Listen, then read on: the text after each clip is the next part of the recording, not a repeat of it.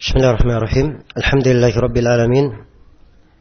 Wala aqibatu lil muttaqin wala udwana illa 'alal zalimin.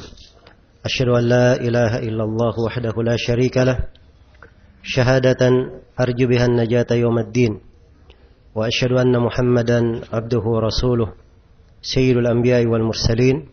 Sallallahu alaihi wa ala alihi wa ashabihi wa man tabi'ahum bi ihsanin ila yaumiddin, amma ba'd. Ini sesi yang ke-6 dari pembahasan kita mengkaji kitab Syarhus Sunnah karya Al-Imam Al-Muzani rahimahullahu ta'ala.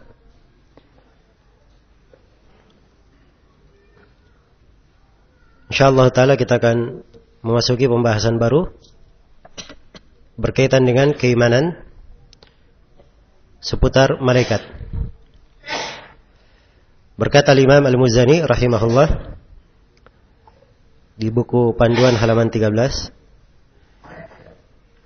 kata beliau, wa khalaqal malaikata jami'an li ta'atihi wa jabalahum ala ibadatihi faminhum malaikatun biqadratihi lil arsy hamilun wa ta'ifatun minhum hawla arsyihi yusabbihun wa akharuna bihamdihi yuqaddisun wastafa minhum rusulan ila rusulih wa ba'dun mudabbiruna li amrih. Beliau berkata, dan dia, Allah menciptakan seluruh malaikat agar malaikat taat kepadanya dan menjadikan tabiat mereka di atas peribadatan kepadanya. Oleh karena itu di antara mereka ada malaikat-malaikat yang memanggul arsy dengan kemampuan darinya. Sekelompok di antara mereka bersujud di sekitar arsy-Nya.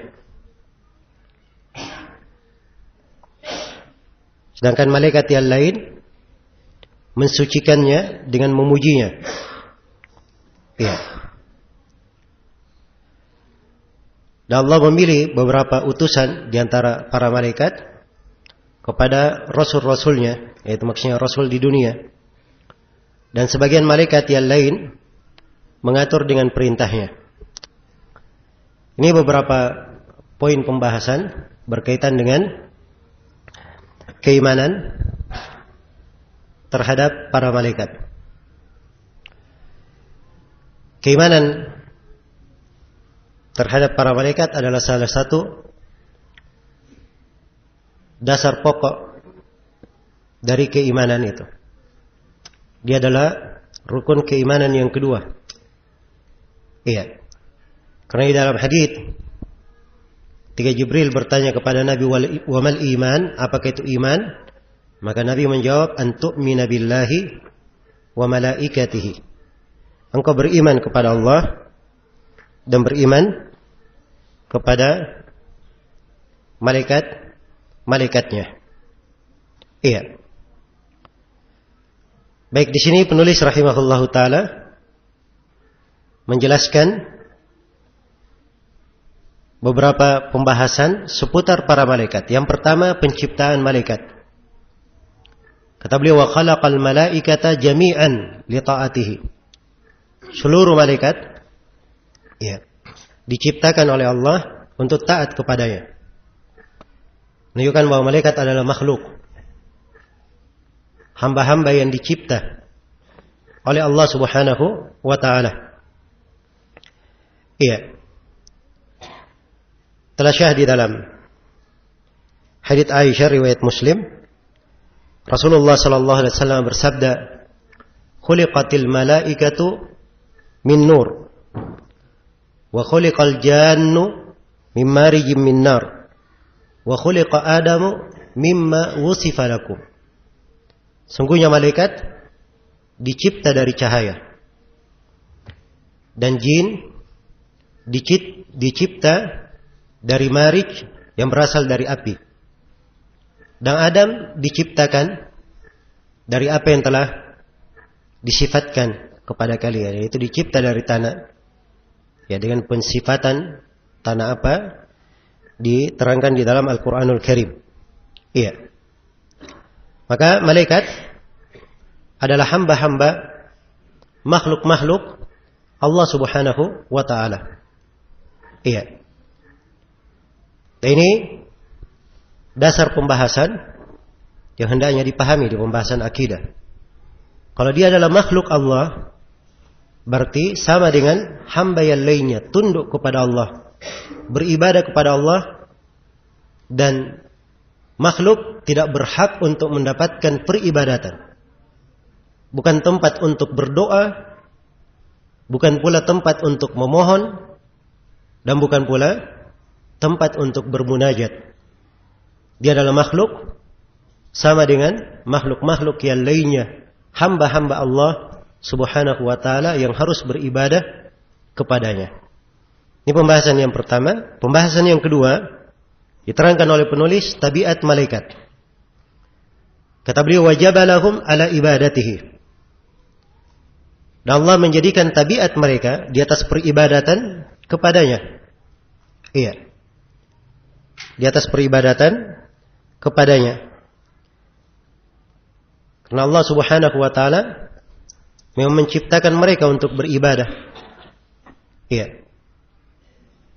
La ya'suna Allah ma amarahum wa yaf'aluna ma yu'marun.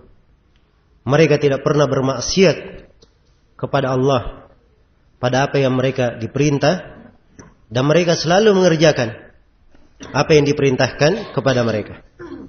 Iya. Tabiatnya adalah taat. Menjalankan perintah, tidak pernah bermaksiat. Selalu saja bertasbih. Yusabbihuna al-laila wan nahar la yafturun. Mereka bertasbih siang dan malam. Tidak pernah letih, tidak pernah capek. Tidak ada kata lesu, letih, bosan, capek di kalangan malaikat. Iya. Selalu bertasbih kepada Allah siang dan malam. Nah,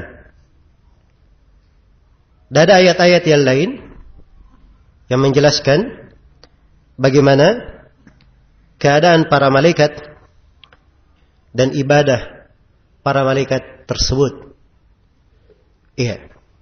Sampai di dalam sebuah hadits yang diriwayatkan oleh Imam Al-Bukhari dan Imam Muslim, diterangkan tentang Al-Baitul Ma'mur. Al-Bait Al-Ma'mur. Dan ini berada di atas langit yang ketujuh. Dikatakan di dalam hadits itu, yadkhuluhu kulla yawmin sab'una alfa malakin. Dimasuki pada setiap harinya oleh 70.000 malaikat. La ya'uduna ilaihi. Setelah itu tidak kembali lagi. 70.000 masuk di dalam Baitul Ma'mur untuk beribadah kepada Allah Subhanahu wa taala. Dan di dalam sebuah hadits dihasankan oleh sebagian ulama kita, dan ini hadits banyak sekali disebut oleh guru kami Syekh Ahmad An-Najmi rahimahullah, kalau menerangkan tentang ibadah para malaikat. Dan ini juga hadits disebut oleh Syekh Zaid ketika mensyarah buku ini. Iya. Nabi bersabda, "Attatis sama'u wa huqqalaha an ta'ut." Iya. "Ma fiha mawdi'u arba'i asabi' illa wa alaihi malakun raki' aw sajid." Tidak ada di langit itu satu tempat satu tempat sejarak 4 jari kecuali ada malaikat di situ yang beribadah. Dia ruku atau dia sujud. Iya. Baik. Dan jumlah para malaikat sangat banyak sekali. Sangat banyak sekali. Ya, tidak ada yang mengetahui jumlah mereka kecuali Allah Subhanahu wa taala. Wa ma ya'lamu junuda rabbika illahu. Tidak ada yang mengetahui jumlah tentara-tentara Rabbmu kecuali Dia. Iya. Neraka Jahannam misalnya disebut di dalam hadits Ibnu Mas'ud riwayat Muslim. Iya. Di riwayat Muslim marfu' ya dari Nabi. Hanya saja ada pembahasan dari sisi apakah dia marfu atau mauquf. Ala kulli hal dia mauquf pun punya hukum marfu. Dikatakan bahwa yu'ta bi jahannam yauma idzin laha 70,000 zimam. Didatangkan neraka jahannam pada hari kiamat. Dan ia memiliki 70.000 ikatan tali. Iya. Ma'a kulli zimamin 70,000 malakin yajurrunaha. Setiap tali ini dari 70.000 ditarik oleh 70.000 malaikat. Ini neraka jahannam ketika didatangkan. Dan ini hadits banyak dibawakan oleh para ulama ketika menafsirkan ayat waji'a yawma idim bi jahannam. Dan didatangkanlah pada hari kiamat neraka jahannam itu. Iya. Jumlah yang sangat banyak. Iya. Tidak ada yang mengetahuinya berapa jumlah mereka kecuali Allah Subhanahu wa taala. Disebutkan oleh Imam Al-Muzani rahimahullahu taala di sini beberapa dari golongan malaikat itu. Di pembahasan yang ketiga diterangkan malaikat penyandang al-arsy. Faminhum malaikatun biqudratihi lil arsy hamilun. Iya. Dan di antara mereka ada malaikat. Di antara para malaikat itu ada malaikat-malaikat yang memanggul al-arsy. Ini yang menyandang al-arsy. Disebut dalam Al-Quran wa yahmilu arsya rabbika fawqahum yawma idzin thamaniyah. Dan arsy Rabbmu pada hari kiamat pada hari itu disandang oleh 8 malaikat. Iya. Jadi ini malaikat-malaikat penyandang al-arsy. Nah. Kemudian dikatakan wa ta'ifatun minhum haula arsyihi yusabbihun. Dan ada satu kelompok lagi bertasbih di sekitar arsy. Di sekitar arsy Allah Subhanahu wa taala. Iya. Wa akharuna bihamdihi yuqaddisun. Dan yang lainnya mensucikan Allah dengan memujinya. Dan ini disebut di ayat alladzina yahmiluna al-arsya wa man hawlahum yusabbihuna bihamdi rabbihim wa yu'minuna bihi wa yastaghfiruna lilladzina amanu rabbana wasi'ta kulla syai'in rahmatan wa ilma. Seterusnya ya dari ayat-ayat surah Ghafir. Para malaikat yang menyandang al-arsy dan siapa yang di sekitar mereka selalu bertasbih dengan memuji Rabb mereka, beriman kepadanya, memohonkan ampun, ya, untuk orang-orang yang beriman. Seraya mereka berkata, wahai Rabb kami, sesungguhnya rahmat dan ilmumu meliputi segala sesuatu. Dan seterusnya ya, dari doa para malaikat. Iya. Dalam kelanjutan ayat. Kemudian kata beliau, wastafa minhum rusulan ila rusulih. Dan Allah memilih beberapa rusulan, beberapa utusan. Dari malaikat dipilih utusan-utusan. Iya. Yang diutus kepada siapa? Ila rusulihi.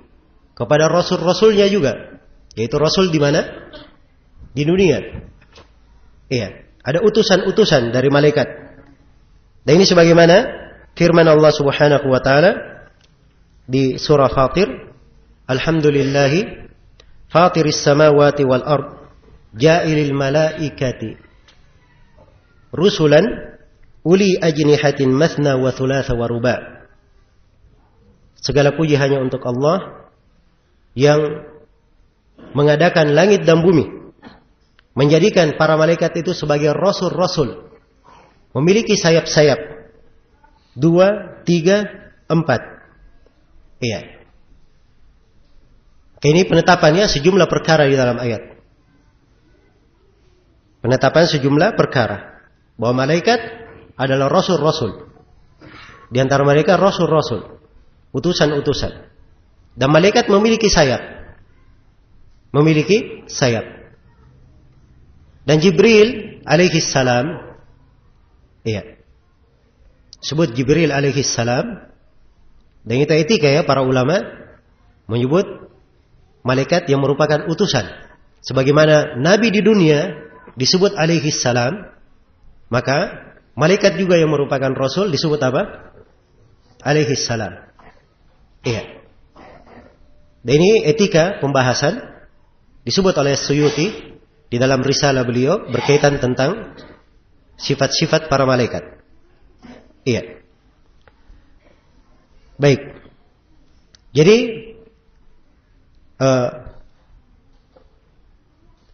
dari Rasul itu adalah Jibril alaihi salam.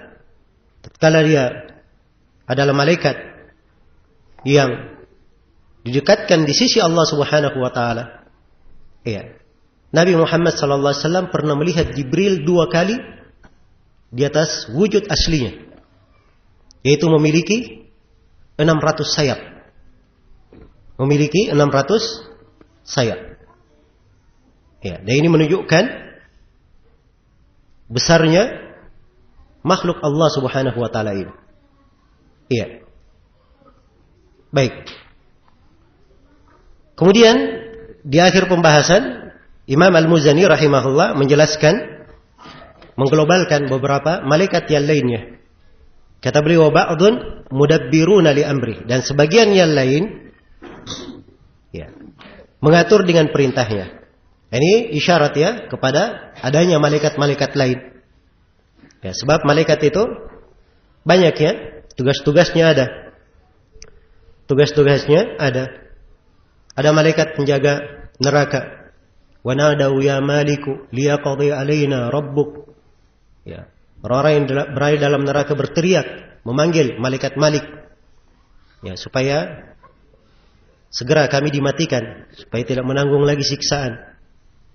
Ada malaikat yang mencatat amalan-amalan. Ada malaikat yang bertanya di alam kubur, yaitu Munkar dan Nakir. Ada malaikat yang mencabut ruh. Ada malaikat yang meniup sangkakala. Ada malaikat yang diperintahkan mengatur ya hujan, menumbuhkan tumbuhan-tumbuhan. Ada malaikat penjaga gunung. Ya. Dan banyak lagi dari malaikat-malaikat itu. Apa yang disebut namanya kita imani. Apa yang disebut tugas-tugasnya kita imani. Kita imani. Iya. Dan apa yang diglobalkan, kita global beriman, mengimaninya secara global. Tidak masuk di dalam rinciannya. Iya. Dan malaikat itu bisa berwujud dengan wujud manusia. Iya. Bisa berwujud dengan apa? Wujud manusia. Sebab Jibril datang kepada Nabi bertanya dengan apa? Dengan wujud manusia. Dan Jibril pernah mengimami manusia, mengimami Nabi dan para sahabat di Mekah dalam wujud apa? Wujud manusia. Iya. Dan ada 2 malaikat yang ikut di perang Badar, bertempur di perang Badar. Iya. Dalam wujud apa? Manusia. Maka malaikat kadang diizinkan oleh Allah Subhanahu wa taala untuk turun ya dengan wujud manusia. Dan ini keyakinan-keyakinan yang indah berkaitan dengan para malaikat. Iya. Berkaitan dengan para malaikat. Dan di masa ini kerusakan pemahaman sangat banyak. Iya. Sampai kita kalau melihat ya di berita-berita, ada yang mengabarkan, ada yang melihat malaikat. Iya. Dari mana bisa dia melihat malaikat? Tahu dari mana? Iya. Ada yang juga membawakan video katanya malaikat pernah terlihat cahaya di atas Ka'bah. Iya. Ini nggak tahu orang yang merekamnya. Ya mungkin saja HP-nya rusak. Ya. Atau ada kelainan. Ya. Dan kalau yang keliru seperti ini orang-orang awam itu wajar. Tapi yang repot kadang seorang doktor dalam bidang akidah lagi. Iya. Dalam bidang akidah lagi. Ada seorang di Saudi namanya Muhammad bin Abdurrahman Al-Arifi. Iya. Ini doktor ya, akidah. Di salah satu khutbah Jumatnya dia termakan dengan video-video katanya malaikat turun di Suriah. Ya. Malaikat dengan pakaian putih, imamanya putih, pakai kuda-kuda putih. Ya. Dia ceritakan, dan luar biasa di mana? Di khutbah Jumat. Di khutbah Jumat. Ada rekamannya. Iya. Ada rekamannya. Perhatikan bagaimana akidah tentang malaikat ini rusak di hati-hati sebagian orang. Jelas ya? Dari mana dia tahu itu malaikat? Karena itu ketika ditanyakan kepada Syekh Shalih Al-Fauzan, ya katanya ada yang melihat malaikat di Suriah. Kata Syekh, barangkali itu syaitan yang dia lihat. Ya. Tuh perhatikan ya, jawaban seorang alim. Ya. Jawaban seorang alim. Sebab kalau dia malaikat turun, tidak ada yang tahu bahwa itu malaikat. Ya. Tidak ada yang tahu bahwa itu malaikat. Jibril ketika datang bertanya kepada Nabi, Umar tahu bahwa itu Jibril? Tidak tahu. Ya. Tidak mengetahuinya. Jelas ya? Baik. Dan malaikat kalau turun, itu turunnya untuk menyelesaikan masalah. Ya. Kalau memberi adab, habis sudah satu kampung itu. Kalau turun di Suriah, betul-betul turun, sudah habis, sudah Bashar dan bala tentaranya. Harusnya sudah menang penduduk Suriah. Ya. Dan ini dimaklumi dari apa? Dari keadaan dan tugas-tugas para malaikat.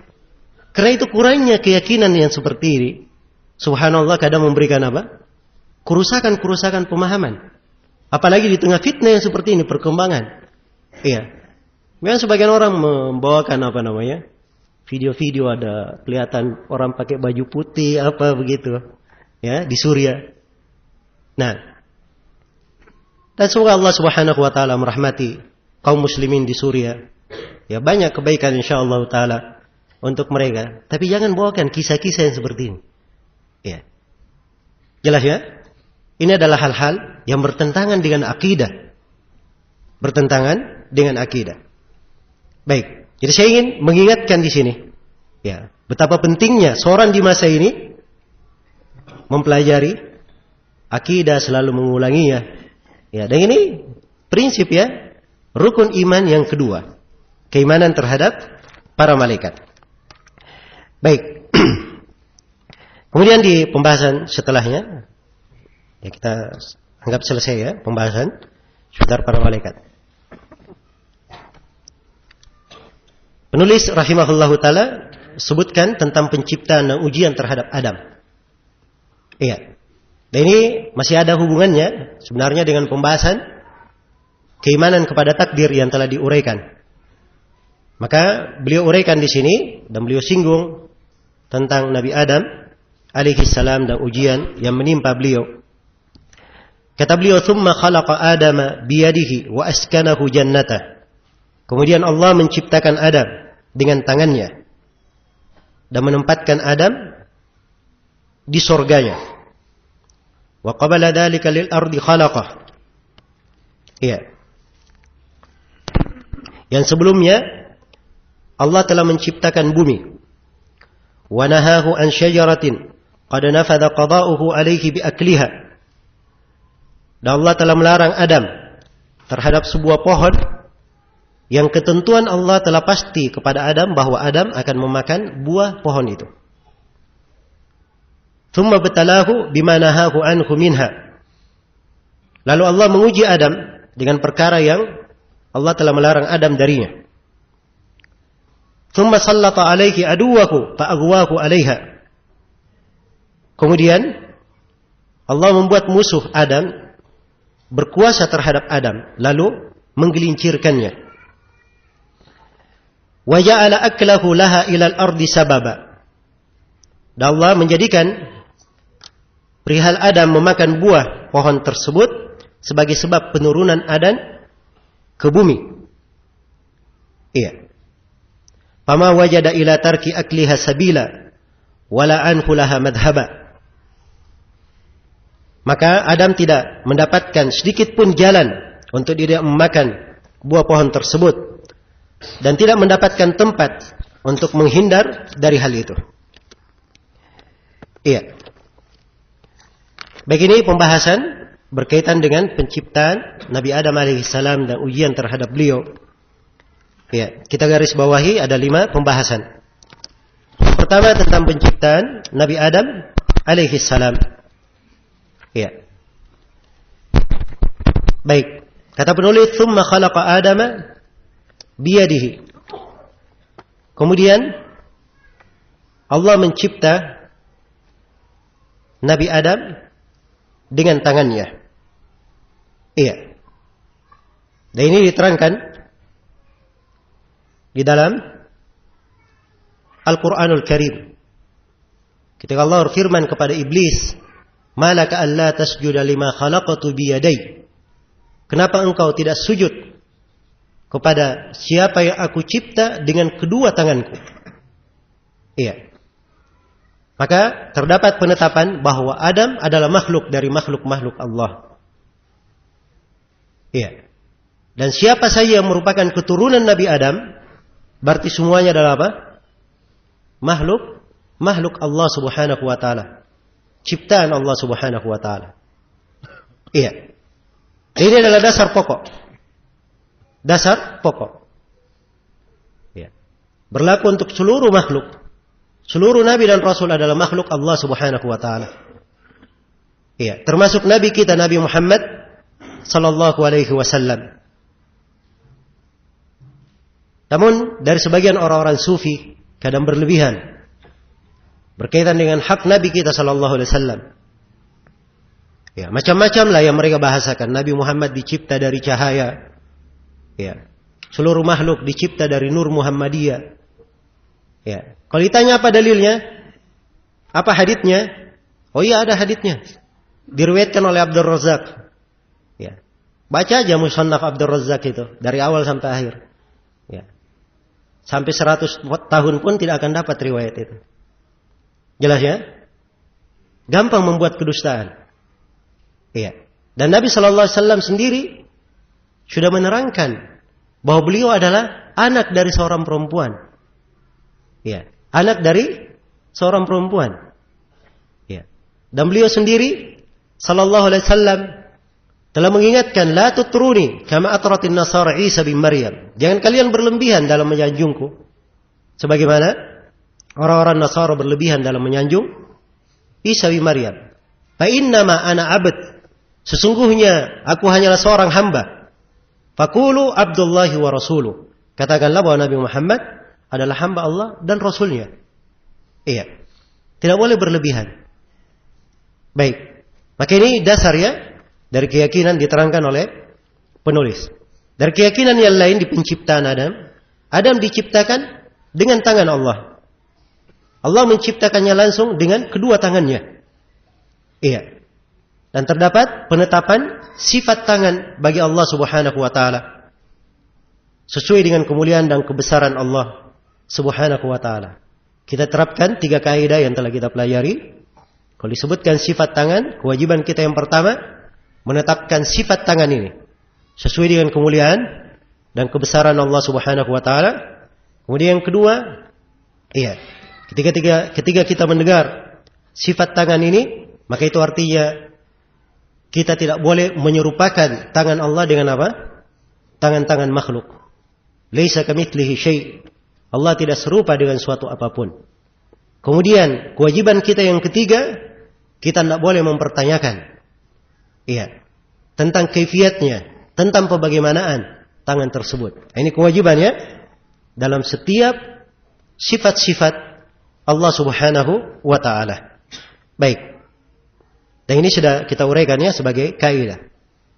Hanya saya terapkan di sini supaya kita terbiasa menerapkan kaidah-kaidah pada setiap sifat-sifat Allah Subhanahu wa taala yang kita baca. Iya. Kemudian kata beliau, wa askanahu jannatah.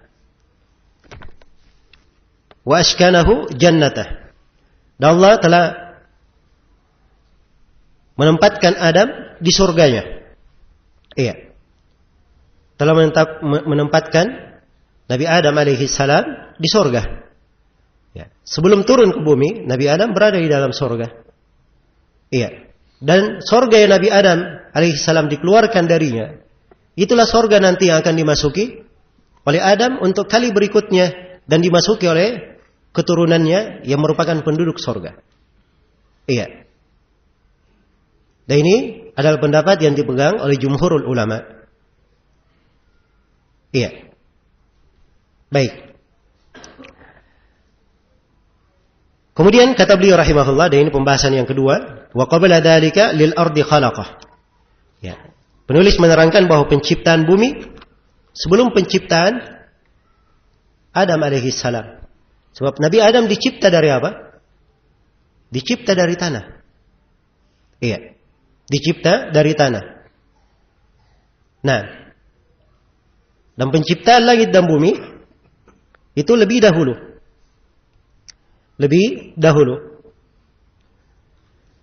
Kemudian dikatakan oleh Syekh rahimahullah taala di sini, oleh Imam Al-Muzani rahimahullah, ini pembahasan yang ketiga, ujian terhadap Nabi Adam. Wa nahahu an syajaratin qad nafadha qada'uhu alayhi bi akliha. Iya. Thumma batalahu bima nahahu anhu minha. Dan Allah telah melarang Adam terhadap sebuah pohon. Ya, jadi Nabi Adam alaihi salam dilarang mendekati sebuah pohon. Iya. Mendekati sebuah pohon. Dan di mana syaitan setelah itu membisikkan kepada Nabi Adam bahwa itu adalah pohon kekekalan. Yang kalau dia makan dari buahnya dia akan apa? Akan kekal. Itu was-was yang dibisikkan oleh syaitan. Ya. Dan akhirnya di masyarakat awam, pohon ini disebut dengan nama pohon apa? Pohon khuldi. Itu penyebutan masyarakat awam ya. Ya. Sebab kata al-khuld itu kekal. Tapi itu bukan nama pohon, hanya disebut sebagai apa? Dari pohon tersebut. Ya, dilarang dari mendekati sebuah pohon. Ya, dan syaitan menggambarkan bahwa pohon ini adalah pohon apa? Pohon kekekalan. Baik. Jadi itu bukan nama ya untuk pohon tersebut. Dilarang. Tapi qad nafadha qada'uhu alayhi bi akliha. Allah telah menetapkan. Iya. Sudah memberikan ketentuan bahwa Adam akan memakan dari pohon itu. Akan melanggar perintah dan memakan dari apa? Pohon tersebut. Ini sudah ditentukan oleh Allah Subhanahu wa ta'ala. Iya. Ditentukan oleh Allah Subhanahu wa ta'ala. Nah, karena itu Nabi Adam alaihi salam sendiri ketika ditanya oleh Nabi Musa, "Wahai Adam, engkau adalah ayah manusia. Kemudian, ya, karena engkau, maka kita semua dikeluarkan dari apa? Ya, dikeluarkan dari sorga. Nah, sehingga berada di mana? Di bumi. Maka Nabi Adam alaihi salam berhujjah dengan takdir. Bahwa itu telah ditakdirkan. Telah ditakdirkan terhadap beliau. Iya. Di sini Nabi Adam alaihi salam, ya Nabi Musa ketika menghujat Adam itu kaitannya dengan musibah yang menimpa. Maka Nabi Adam alaihi salam berdalil dengan takdir. Tidak seperti sangkaan sebagian orang bahwa Nabi Musa mencela maksiat yang dilakukan oleh Adam. Sebab itu memang ya tidak dicela. Tapi begitu dia berdalil dengan musibah, maka ya Nabi Adam sudah bertobat dari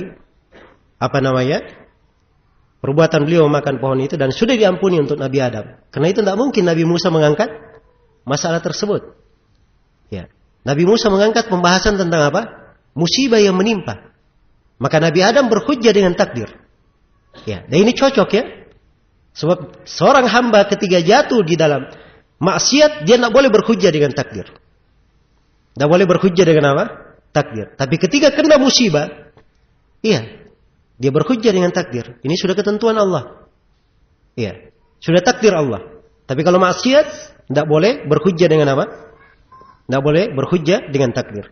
Baik, dan ini disyaratkan oleh penulis ya, bahwa Nabi Adam memakan pohon itu, melanggar perintah itu sudah ditentukan. Tsumma batalahu bima nahahu anhu minha. Kemudian Allah menguji Nabi Adam, iya, dengan perkara yang Allah telah melarang Adam darinya. Iya, diuji Nabi Adam alaihissalam. Iya, dengan syaitan yang datang kepadanya, iblis yang datang kepadanya. Iya, memberikan bisikan-bisikan kepada Nabi Adam, dan dia bersumpah, wa qasamahuma inni lakuma laminan nasihin. Iblis bersumpah pada Nabi Adam dan istrinya Hawa bahwa sungguhnya saya termasuk orang-orang yang tulus. Ya.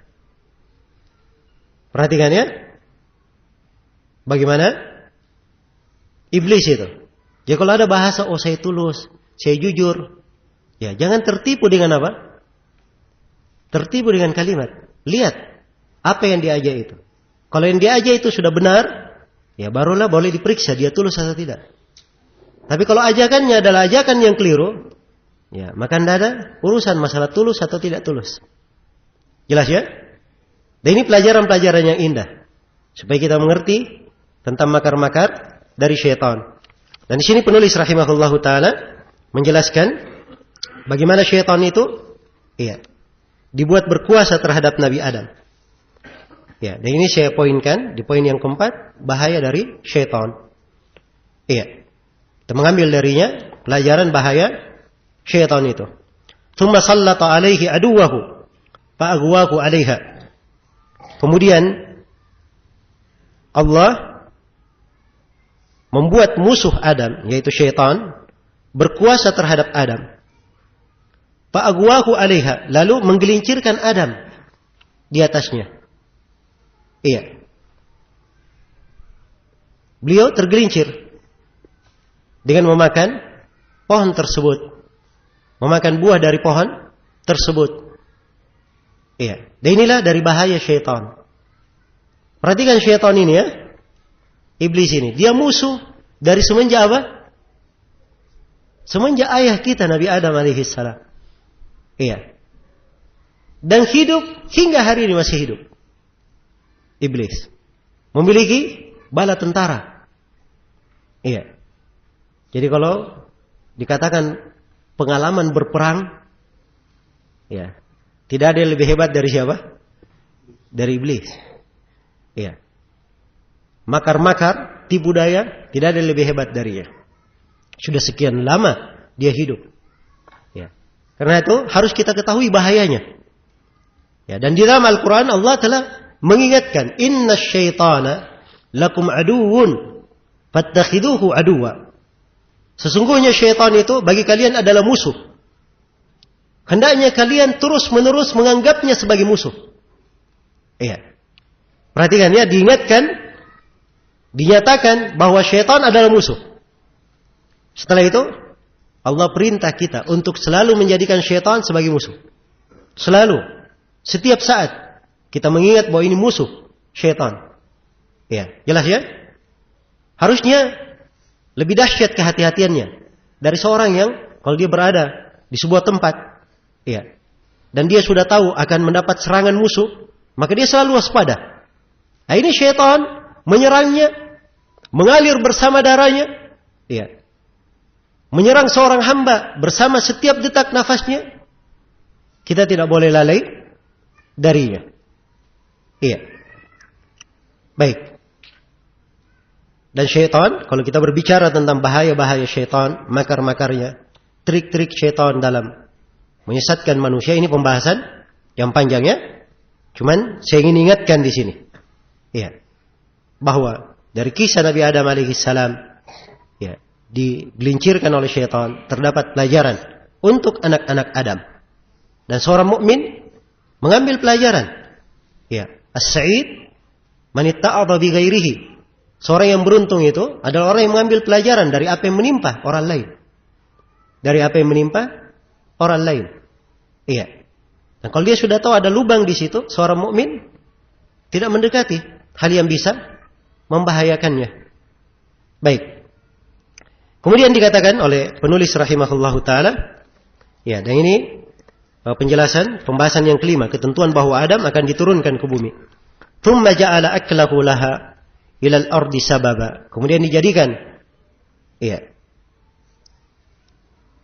Telah dijadikan perihal Adam memakan buah pohon tersebut sebagai sebab penurunan Nabi Adam ke bumi.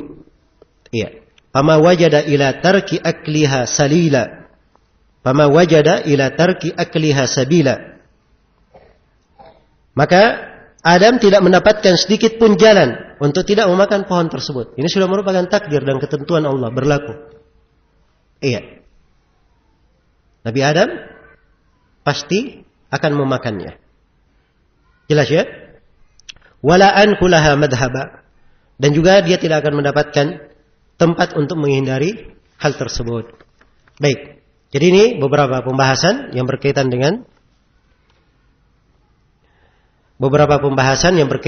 dengan Nabi Adam alaihi salam. Ya. Dan seperti yang saya uraikan tadi, masih ada kaitan-kaitannya terkait dengan pembahasan takdir. Ketentuan-ketentuan Allah Subhanahu wa taala. Baik.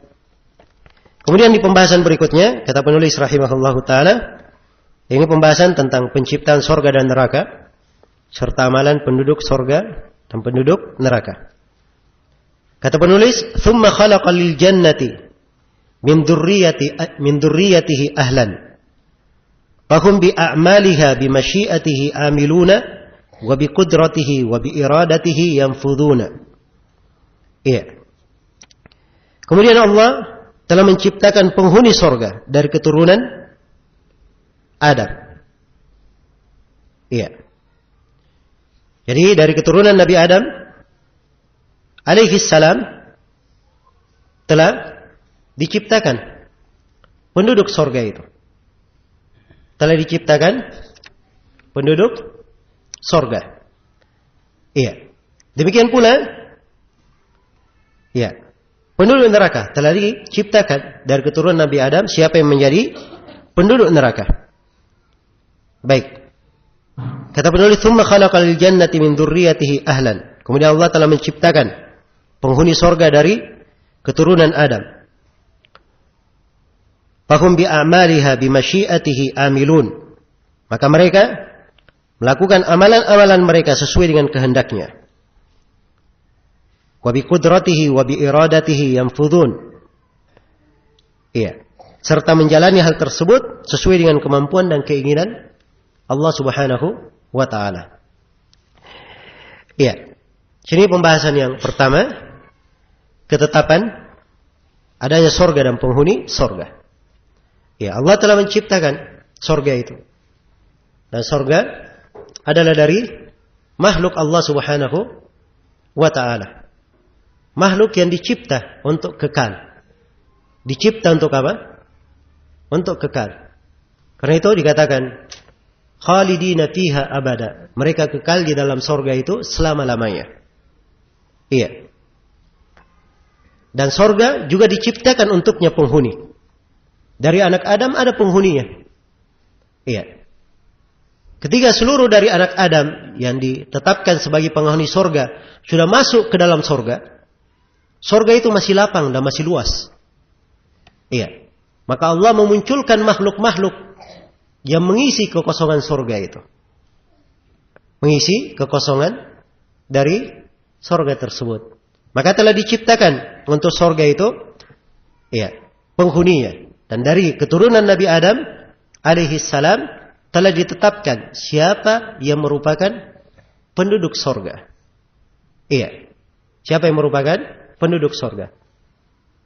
Dan wejangan yang sangat mendalam dari Nabi kita, Nabi Muhammad sallallahu alaihi wasallam, yang menjelaskan, ya, di dalam hadits Abdullah bin Mas'ud tentang bagaimana ruh itu ditiupkan ke dalam janin, kemudian ditetapkan ketentuannya. Iya. Sudah ditetapkan rezekinya, ajalnya, amalannya. Siapa yang beruntung dan siapa yang merugi. Syaqiyun am sa'id. Yang beruntung dan merugi sudah ditetapkan. Iya. Sampai disebutkan wa innar rajula la ya'malu bi amali ahli al-jannah hatta ma yakunu bainahu wa bainaha illa dira'. Fayasbiqu alaihi al-kitab fay'amala bi'amali ahli an-nar fayadkhuluha. Iya. Sungguhnya seorang lelaki kadang dia beramal dengan amalan penduduk sorga.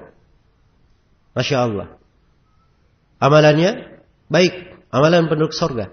Hingga tidak ada jarak antara dia dan sorga itu kecuali satu hasta saja. Satu hasta. Satu hasta dari ujung jari tengah ini hingga ke siku. Ya, dekat sudah dari sorga. Tapi ketentuan Alkitab telah mendahuluinya. Takdir telah mendahuluinya. Bahwa dia adalah penghuni neraka. Maka dia pun beramal dengan amalan penduduk neraka. Lalu masuk ke dalam apa? Ke dalam neraka. Dan juga sebaliknya seperti itu. Dalam kelanjutan hadis, seorang antara dia dan antara neraka, sisa satu hasta. Ya, tapi ketentuan telah mendahuluinya. Ia ditakdirkan dari penghuni sorga, maka dia beramal dengan amalan penduduk sorga, maka dia pun masuk ke dalam sorga tersebut. Iya. Baik. Jadi semuanya sudah ditentukan, telah ditakdirkan oleh Allah Subhanahu wa taala. Siapa yang merupakan penduduk sorga dan siapa yang merupakan penduduk neraka. Iya. Penduduk neraka. Baik. Dan di sini penulis mengingatkan, fahum bi a'maliha bi masyiatihi amilun. Jadi kalau dia penghulu sorga, maka iya, mereka itu melakukan amalan-amalan penduduk sorga itu dengan kehendak Allah Subhanahu wa taala. Iya. Jadi nampak dari amalan-amalannya. Iya. Menuju kepada apa yang ditakdirkan baginya. Ya, apa yang telah digariskan untuknya. Dia beramal dengan amalan-amalan penduduk sorga. Baik. Kemudian setelah itu, ya. Dan ini pembahasan yang kedua ya, amalan orang yang merupakan penghuni sorga tidak keluar dari kehendak Allah. Ya. Bahum bi amaliha bi masyiatihi amilun, dengan masyiah Allah, dengan kehendak Allah. Wa bi qudratihi wa bi iradatihi yanfudun. Iya, dengan kemampuan dan kehendak Allah, iya. Mereka menjalani hal tersebut. Mereka menjalaninya. Baik. Jadi dari amalan-amalan yang ditetapkan, yang dikerjakan oleh manusia, semuanya tidak keluar dari kehendak Allah Subhanahu wa ta'ala. Karena itu dari kewajiban seorang hamba, dia banyak memposisikan dirinya di atas hukum-hukum syariat, terikat dengan dasar-dasar syariat itu, agar supaya kelembutan dan rahmat Allah selalu menyertainya. Selalu menyertainya. Iya. Karena itu kata Ibnul Qayyim rahimahullahu ta'ala, al-abdu daimun baina ahkamil awamir wa ahkamin nawazil. Seorang hamba itu terus menerus antara hukum-hukum perintah dan hukum-hukum apa? Hukum-hukum nawazil. Nawazil ini dari hal-hal yang baru terjadi padanya. Takdir yang ditakdirkan untuknya. Dia berputar kehidupan ini. Dia melakukan perintah, menjalankan syariat, dan dia menerima ketentuan-ketentuan Allah. Iya. Dan seorang hamba, dia terdesak untuk memiliki pertolongan, mengambil pertolongan dari Allah di dalam menjalankan perintah. Iya. Dan seorang hamba perlu kepada kelembutan Allah dalam menerima apa? Hukum-hukum nawazil ketika turun. Ya. Maka kata Ibnul Qayyim, sejauh seorang hamba itu melaksanakan hukum-hukum perintah, maka kelembutan Allah terhadapnya di hukum-hukum nawazil itu akan apa? Akan lebih mendominasi. Iya. Maka keterikatan dengan syariat itu penting bagi seorang hamba. Dan ini mewarnai kehidupan, hendaknya dijaga. Iya. Menjaga dirinya di atas ibadah, di atas ketaatan, istiqamah. Iya. Sehingga dia beramal dengan amalan-amalan penduduk surga.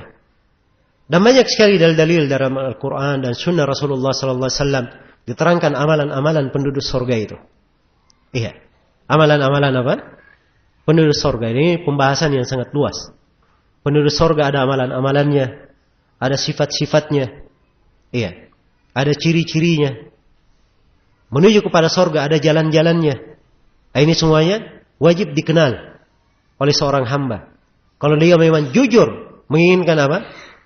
Menginginkan surga. Iya. Demikian pula tentang neraka. Iya. Tentang neraka.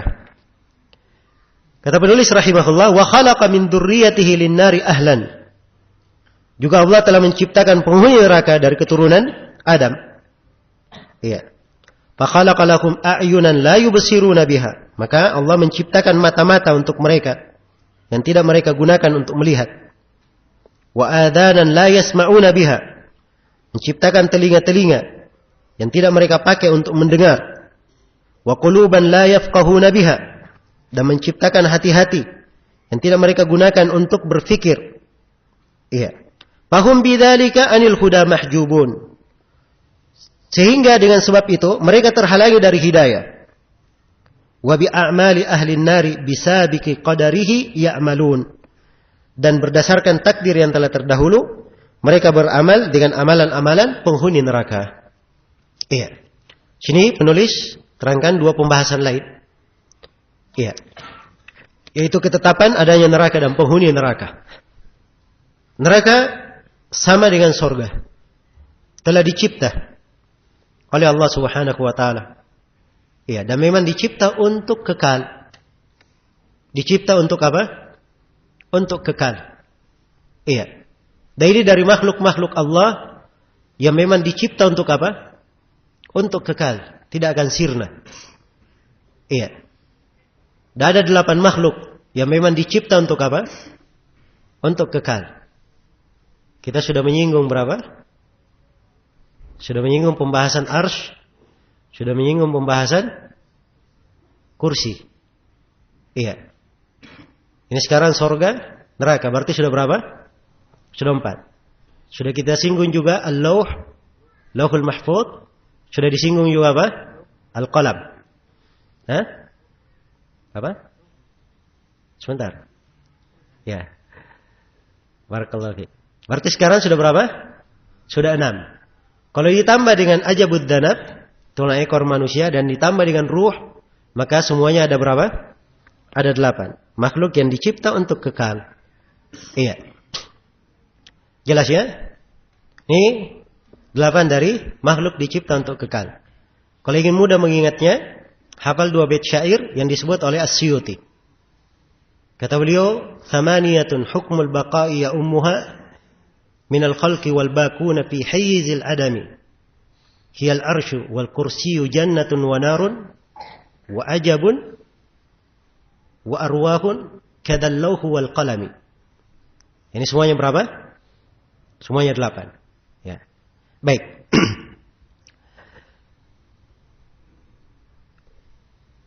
Jadi neraka dicipta untuk kekal. Sebagaimana surga dicipta untuk kekal. Iya. Surga dan neraka dua-duanya sudah ada. Dan ini insyaAllah ta'ala mungkin akan datang ya di pembahasan lain. Ya, sebab penulis masih membahas lagi tentang surga dan neraka pada pembahasan yang akan datang. Iya. Kemudian telah ditetapkan ada penghuni-penghuni neraka.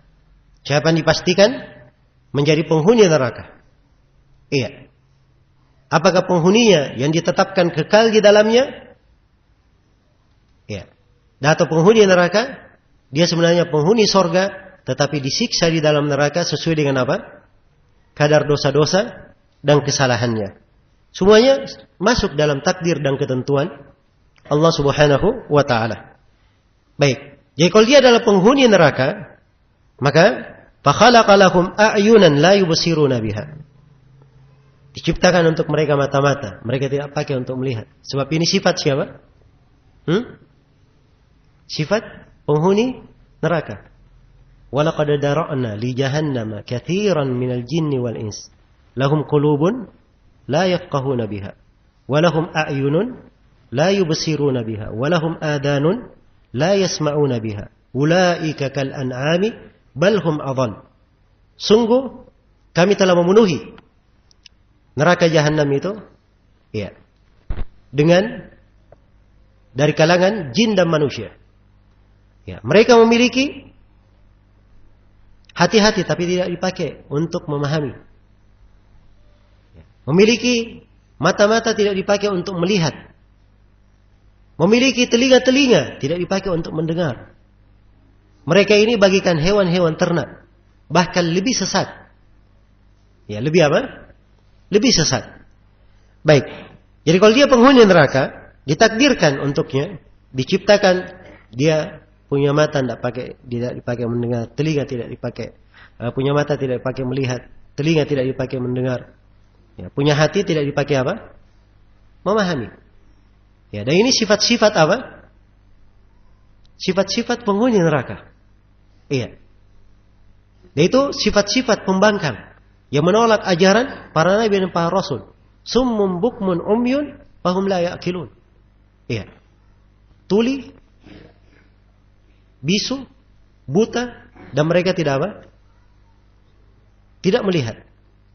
Mereka tidak berfikir. Iya. Baik. Fahum bidzalika 'anil huda mahjubun. Karena itu mereka pun terhalang dari petunjuk. Terhalang dari petunjuk. Iya. Siapa yang Allah takdirkan tidak mendengar sama sekali, sudah dipastikan dari penghuni neraka, itu artinya tidak ada kebaikan di dalam hatinya. Allah tahu tidak ada kebaikan di dalam hatinya. Iya. Karena dikata Allah mengetahui ada kebaikan di dalam hati mereka, la asma'ahum. Lau alima Allahu fi qulubihim khairan, la asma'ahum. Andai kata Allah mengetahui pada hati mereka ada kebaikan, mereka akan dibuat mendengarkan apa? Ayat-ayat Al-Quran itu. Tapi memang ditirai, dijauhkan. Karena tidak diketahui ada kebaikan di hati-hati mereka. Nah, maka mereka pun terhalangi dari petunjuk, tertirai dari petunjuk. Iya. Dan dengan amalan-amalan penduduk neraka, mereka beramal dengannya. Ya, jadi ini amalan-amalan apa?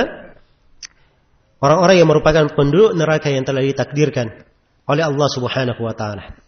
Ya. Dan ini penjabarannya dari sabda Nabi sallallahu alaihi wasallam, "I'malu fa kullun muyassarun lima khuliqalah." Beramallah kalian, sebab setiap orang dimudahkan sesuai dengan apa yang ia ditakdirkan dengannya. Iya. Kalau dia memang penghuni sorga, kelihatan amalannya amalan-amalan apa? Penghuni sorga. Dia penghuni neraka, kelihatan amalan-amalannya penghuni apa? Amalan penghuni neraka. Diperintah beramal. Diperintah beramal. Iya. Karena itu kita selalu bersyukur kepada Allah Subhanahu wa taala atas nikmatnya. Iya. Atas nikmat hidayah, nikmat taufik. Iya. Dan yang paling penting bagaimana kita menjaga nikmat tersebut. Istiqamah di atasnya. Memeliharanya. Nah, ini dari hal-hal yang hendaknya dijaga dan dipelihara oleh seorang hamba. Ya, dan pemeliharaannya adalah dengan banyak dia menekuni hal-hal yang keimanannya menjadi kuat. Iya, keimanannya menjadi apa? Menjadi kuat. Dia mengerti bagaimana akidah yang benar sehingga Allah Subhanahu wa taala selalu menguatkan hatinya di atas petunjuk. Semoga Allah Subhanahu wa taala selalu menakdirkan kita semua di atas hal yang indah dan hal yang baik dan menggolongkan kita semua dari penduduk surganya dan menjauhkan kita semua dari neraka dan segala siksanya. Innahu waliyyu dzalika wal qadiru alaih. Nah. Baik, satu pembahasan lagi untuk malam ini. Ya. Pembahasan seputar keimanan. Seputar masalah iman.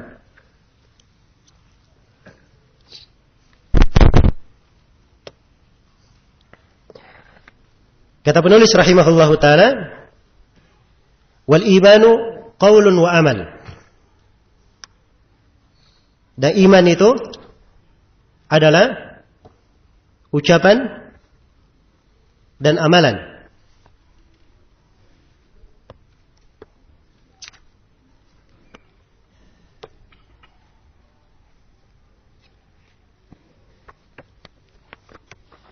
Iya. Kata beliau iman adalah qaulun wa amal, ucapan atau perkataan dan amalan. Ma'tiqadihi bil janani qaulun bil lisani wa amalun bil jawarihi wal arkan. Bersama dengan keyakinan dalam hati disertai dengan ucapan oleh lisan dan amalan oleh anggota dan bagian tubuh. Wa huma siyani wa nidhamani wa qarinani. Dan keduanya siyani. Ya, dari kata sawa ya, sama, sejalan. Wa nidhamani, dan sesusunan. Wa qarinani, dan bergandengan. La nufarriqu bainahuma. Kami tidak memisahkan antara keduanya. Maksudnya antara ucapan dan amalan tidak dipisahkan. Iya. La imana illa bi amalin. Tiada keimanan tanpa amalan. Wala amala illa bi iman. Tiada pula amalan tanpa iman. Iya. Kemudian kata beliau, wal mu'minuna fil imani yatafadhalun. Kaum mukminin berjenjang-jenjang dalam keimanan. Wa bi salihil a'mali hum mutazayyidun. Dan saling mengungguli dalam amalan-amalan salih. Wala yakhrujuna bid-dunubi minal imani, wala yakfuruna bi rukubi kabiratin wala isyan. Iya. Mereka tidak keluar dari keimanan karena melakukan dosa-dosa dan tidak menjadi kafir karena melakukan dosa besar dan maksiat. Wala nujibu li muhsinihim al-jinana ba'da man awjaba lahu an-nabiy sallallahu alaihi wasallam. Wala nashhadu ala musiihim bin nar. Kata beliau, dan kami tidak mewajibkan sorga bagi orang-orang yang baik di antara mereka setelah orang-orang yang Nabi sallallahu alaihi wasallam mewajibkan sorga. Ya, demikian pula kami tidak mempersaksikan neraka terhadap orang yang berbuat jelek di antara mereka. Iya, ini uraian penulis rahimahullahu taala berkaitan dengan pembahasan-pembahasan seputar iman. Dan di sini kita garis bawahi ada 9 pembahasan. Ada 9 pembahasan. Iya. Pembahasan yang pertama tentang definisi iman. Pembahasan yang pertama tentang definisi iman. Penulis mendefinisikan. Kata beliau, wal imanu qaulun wa amal. Iman itu adalah ucapan dan amalan. Iya. Itu yang antara 2 kurung siku, itu tambahannya di sebagian di catatan kaki di buku aslinya. Ya. Pada sebagian manuskripnya ada sebagian tambahan. Karena di buku aslinya yang kita nukil matan ini muhakkik menerangkan bahwa dia mengambil dari beberapa rujukan. Baik. Ma'tiqadihi bil janan qaulun bil lisani wa amalun bil jawarihi wal arkan. Sini rincian ya. Disebutkan keyakinan dengan hati, ucapan dengan lisan, dan amalan dengan apa? Anggota tubuh. Dan ini tidak bertentangan dengan makna iman itu qaulun wa amal. Bahwa iman adalah ucapan dan apa? Amalan. Iya. Karena iman adalah ucapan. Ucapan itu 2 macam. Iya. Ucapan 2 macam. Ada ucapan lisan, dan ada ucapan apa? Ucapan hati. Iya. Amalan juga ada 2 macam. Ada amalan anggota tubuh, dan ada amalan apa? Amalan hati. Kalau begitu ada 3. Ada hati, lisan, dan apa? Anggota tubuh. Dan inilah yang dibahasakan. Keyakinan di dalam hati, ucapan dengan lisan, dan amalan dengan apa? Anggota tubuh. Ya, dengan ini, definisi para ulama tidak bertentangan. Jadi yang mengatakan bahwa iman didefinisikan 2 ucapan dan amalan, tidak bertentangan dengan orang yang mengatakan bahwa iman, keyakinan, ucapan dan apa? Amalan. Baik. Ini dasar ya. Dan kaidah pokok di pembahasan iman. Di pembahasan iman. Dan ini definisi ahli sunnah. Iya. Mereka merangkai keimanan itu dari 3 hal. Keyakinan di dalam hati, ucapan dengan lisan, dan amalan dengan apa? Amalan dengan anggota tubuh. Iya. Dan ini 3 perkara dari keimanan saling berkaitan. Tidak boleh dipisahkan. Saling berkaitan. Iya. Baik. Jadi ini yang dimaksud dengan iman. Ya. Dengan iman.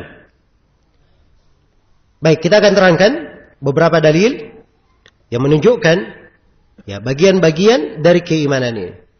Di antaranya Allah Subhanahu wa taala berfirman, "Innamal mu'minuna alladzina idza dzukirallahu wajilat qulubuhum wa idza tuliyat 'alaihim ayatuhu zadatuhum imana wa 'ala rabbihim yatawakkalun alladzina yuqimuna as-salata wa mimma razaqnahum yunfiqun ulaika humul mu'minuna haqqan."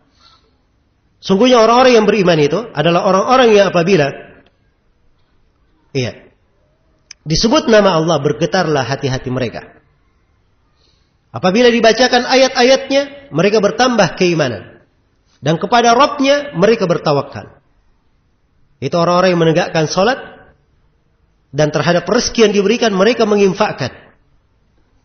Ya, perhatikan ini amalannya. Dari awal ayat sudah disebut, mereka kaum mukminin. Ya, kaum mukminin. Apa amalan mereka? Perhatikan. Ya, amalan mereka. Satu, mereka apa? Kalau disebut nama Allah, bergetar hatinya. Ini amalan apa? Amalan hati. Kalau dibacakan ayat-ayatnya, dia bertambah apa? Bertambah keimanan. Dia gunakan dari pendengarannya, mendengarkan ayat, dia pahami, bertambah keimanannya di dalam hati. Ini ada rangkaian sudah. Iya. Dan kepada Rabbnya mereka bertawakal. Tawakal itu dari amalan hati. Iya. Mereka menegakkan salat. Salat ada amalan hatinya, ada amalan anggota tubuhnya, dan ada amalan apa? Amalan lisannya. Iya. Dan terhadap rezeki yang diberikan mereka menginfakkan. Ini amalan apa? Amalan tubuh. Jelas ya? Terangkai. Di akhir, di ayat setelahnya dikatakan bahwa mereka lah orang-orang yang beriman dengan sebenar-benar keimanan. Iya. Perhatikan. Dari contoh ayat-ayat yang menguraikan keimanan. Ayat lain. Ayat-ayat di awal surah Al-Mu'minun. Qad aflahal mu'minun. Telah beruntung orang-orang yang beriman. Iya. Disebut dari awal orang-orang yang beriman. Kemudian di kelanjutan ayat dirinci sifat-sifat orang-orang yang beriman ini. Iya. Alladzina hum fi salatihim khashi'un. والذين هم عن اللغو معرضون والذين هم للزكاة فاعلون والذين هم لفروجهم حافظون إلا على أزواجهم أو ما ملكت أيمانهم فإنهم غير ملومين فمن ابتغى وراء ذلك فأولئك هم العادون والذين هم لأماناتهم وعهدهم راعون والذين هم على صلواتهم يحافظون. Ya, sebut 7 sifat dari orang yang beriman. Pertama, mereka khusyuk dalam salatnya. Yang kedua, berpaling dari hal yang sia-sia. Iya. Yang ketiga, mereka menunaikan perbuatan zakat. Ya, saya bahasakan begitu ya, menunaikan perbuatan zakat. Sebab kata zakat di dalam ayat ditafsirkan dengan 2 penafsiran. Ya. Ditafsirkan zakat, yaitu harta yang dikeluarkan dari zakat, dan ditafsirkan zakat, yaitu dia mensucikan dirinya. Dia mensucikan apa? Dirinya. Dan mereka menjaga kemaluannya, kecuali terhadap istri atau budak yang dia miliki. Siapa yang mencari selain daripada itu, maka mereka orang yang melampaui batas. Kemudian disebutkan sifat yang lain, menunaikan amanah, menepati janji. Ya, dan sifat yang lainnya, mereka selalu menjaga sholatnya. Perhatikan ya, ini sifat orang-orang yang beriman. Ada yang berkaitan dengan hati, ada yang berkaitan dengan lisan, ada yang berkaitan dengan apa? Anggota tubuh. Iya. Ada yang berkaitan dengan anggota tubuh. Nah, dan banyak ya ayat-ayat yang semisal ini. Iya. Di antara ayat juga adalah ayat yang kita semua menghafalnya. Wa ma umiru illa liya'budullaha apa? Mukhlishina lahud-din hunafa wa yuqimus salata wa yu'tuz zakata. Wa dzalika dinul qayyimah. Tidaklah mereka diperintah kecuali untuk beribadah kepada Allah. Mengikhlaskan agama hanya untuknya. Keikhlasannya dari amalan hati. Hunafa sebagai orang-orang yang hanif. Condong kepada tauhid, meninggalkan kesyirikan. Dalam tauhid banyak masalah. Ada amalan, ada ucapan, dan ada perbuatan. Iya. Mereka menegakkan salat, mengeluarkan apa? Mengeluarkan zakat. Di akhir ayat dikatakan itulah agama yang lurus. Itulah agama yang apa? Agama yang lurus. Iya. Jadi ini rangkaian dari agama. Tidak dipisahkan. Iya. Dan dari hadits Rasulullah sallallahu alaihi wasallam bersabda, "Al-imanu bid'un wa sab'una syu'bah. Iman itu lebih daripada 70 cabang. Ya, 73 sampai 79. Iman.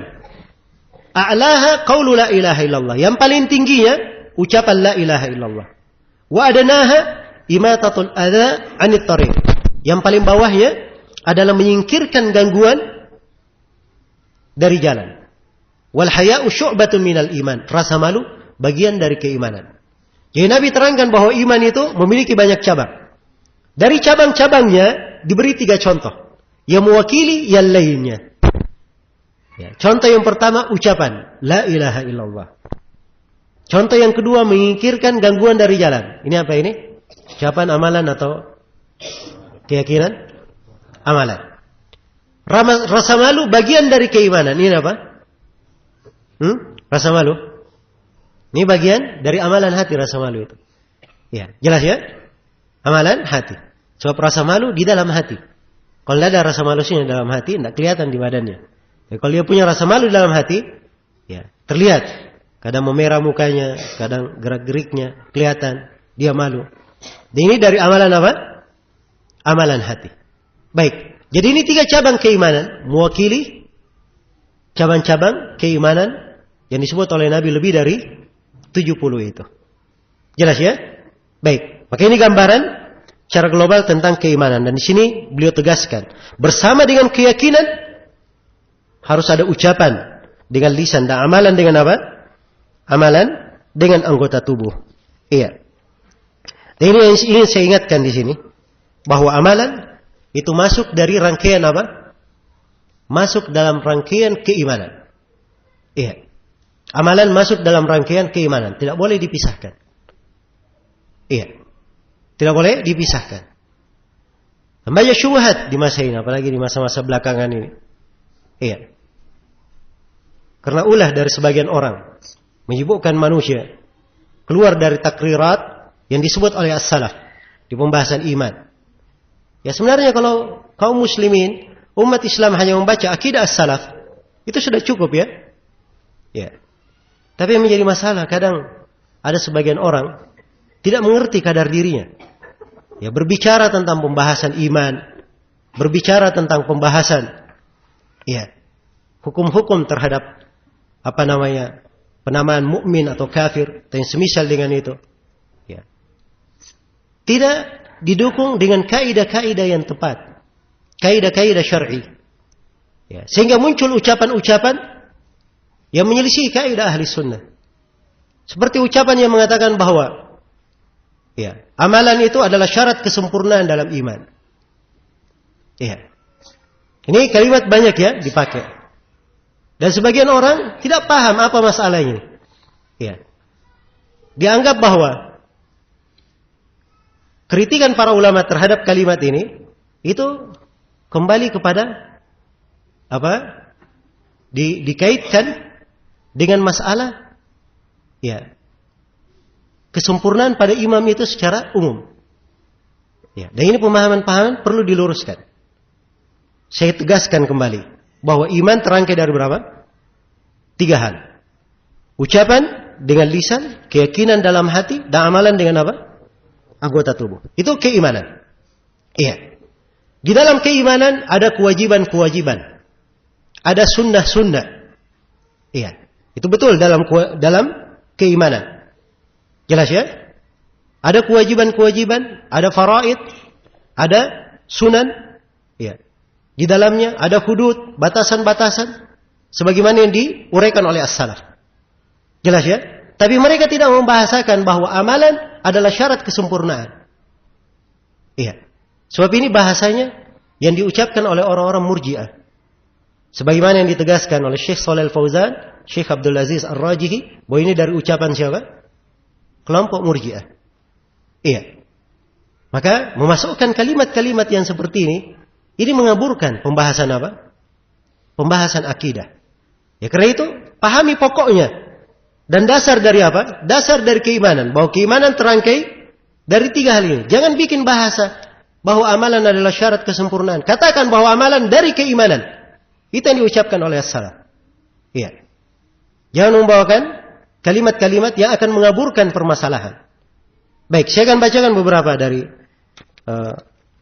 kalimat as-salaf rahmatullahi alaihim yang menjelaskan tentang keimanan ini. Ya, di antaranya Imam Syafi'i rahimahullahu taala, beliau berkata, kata beliau, wa kana al-ijma' min as-sahabati wat tabi'ina min ba'dihim mimman adraknahum anna al-imana qaulun wa amalun wa niyyah la yajzi'u wahidun min ats-tsalatsa illa bil akhar. Kata Imam Syafi'i, adalah kesepakatan dari para sahabat, para tabi'in yang datang setelah mereka, dari ulama yang kami dapati, kata Imam Syafi'i, mereka semuanya sepakat bahwa iman adalah ucapan, amalan, dan niat. Ya. Tidak syah salah satu dari tiga ini kecuali dengan yang lainnya. Tidak syah salah satu dari tiga ini, ucapan, amalan, dan niat. Tidak syah salah satu dari tiga ini kecuali dengan apa? Dengan yang lainnya. Terikat dengan yang lainnya. Ini nukil kesepakatan oleh siapa? Oleh Imam Asy-Syafi'i rahimahullah. Ya. Perhatikan ya. Dan ini termasuk bahasa yang dipakai oleh as-salaf. Ya. Rahimahumullahu ta'ala. Imam Al-Ajurri rahimahullah di dalam kitabnya Asy-Syari'ah, ya, memberi judul bab pembahasan.